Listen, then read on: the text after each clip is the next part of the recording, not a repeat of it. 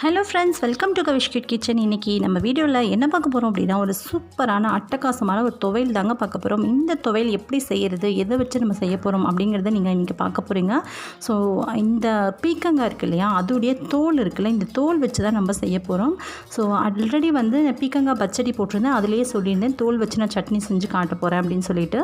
So ரொம்ப ரொம்ப டேஸ்ட்டாக இருக்கும். இந்த தோலில் ஒரு தனி டேஸ்ட் இருக்கும். நிச்சயமாக இதை யாருமே வச்சுருக்க மாட்டீங்க. கண்டிப்பாக ட்ரை பண்ணி பாருங்கள், அவ்வளோ டேஸ்ட்டாக இருக்குங்க. சாதத்துக்கு ரொம்பவே நல்லாயிருக்கும். இட்லி தோசைக்கு கொஞ்சம் ஓரளவுக்கு நல்லாயிருக்கும். ஆனால் சாதத்துக்கு ரொம்பவே அட்டகாசமாக இருக்கும். இதில் கடலைப்பருப்பு 2 ஸ்பூன், உளுந்தம்பருப்பு 1 ஸ்பூன் போட்டு எண்ணெயில் லைட்டாக செவக்கிற வரைக்கும் வறுத்துக்க போகிறேன். வறுத்ததுக்கப்புறமா இது கூட வந்து புளி சேர்த்துக்கணும். புளி வந்து ஒரு நெல்லிக்காய் சைஸ், பெரிய நெல்லிக்காய் சைஸில் அளவுக்கு சேர்த்துக்கோங்க. ஏன்னா புளிப்பு இல்லை அப்படின்னா சட்னி லேசாக உவர்ப்பு சுவை இருக்க மாதிரி இருக்கும். இது கூட 2 வரமிளகாவை கிள்ளிட்டு சேர்த்துக்கிறேன். கூடவே ஒரு 2 கொத்த அளவுக்கு கருவேப்பிலையை சேர்த்துக்கலாம். இது வந்து நம்ம பருப்பு துவையல், தேங்காய் துவையெல்லாம் சாப்பாடுக்கு தொட்டுக்கோலையா, அதே மாதிரி இந்த துவையல் சாதத்துக்கு தொட்டுக்கும் போது ரொம்ப ரொம்ப அட்டகாசமாக இருக்குங்க.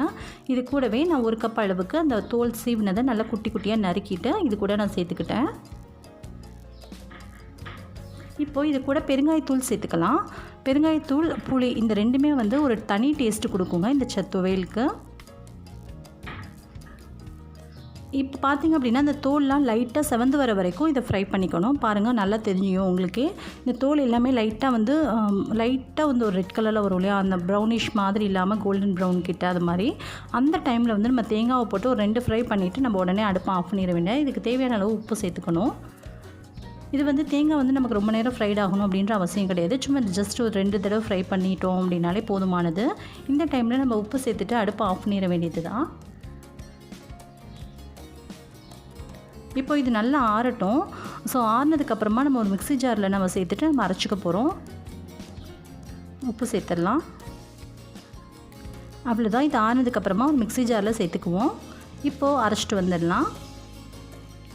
இப்போ பாருங்கள், ஒரு ஃபைன் பேஸ்ட்டாக அரைச்சாச்சு. தண்ணி சேர்த்து அரைச்சிக்கோங்க. நான் அதை காட்ட மறந்துட்டேன்.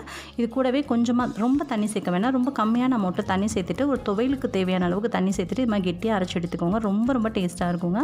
ஒரு தடவையாவது கண்டிப்பாக ட்ரை பண்ணி பார்த்துட்டு எப்படி இருக்குன்னு கமெண்ட்டில் சொல்லுங்கள். இந்த ரெசிபி உங்களுக்கு பிடிச்சிருந்தால் லைக் பண்ணி ஷேர் பண்ணுங்கள். மறக்காமல் சப்ஸ்கிரைப் பண்ணிக்கோங்க. எப்படி இருக்குது அப்படின்றத கமெண்ட்டில் நீங்கள் ட்ரை பண்ணி பார்த்துட்டு சொல்லுங்கள். தேங்க்யூ ஸோ மச் ஃபார் வாட்சிங் this video. So bye. Thank you.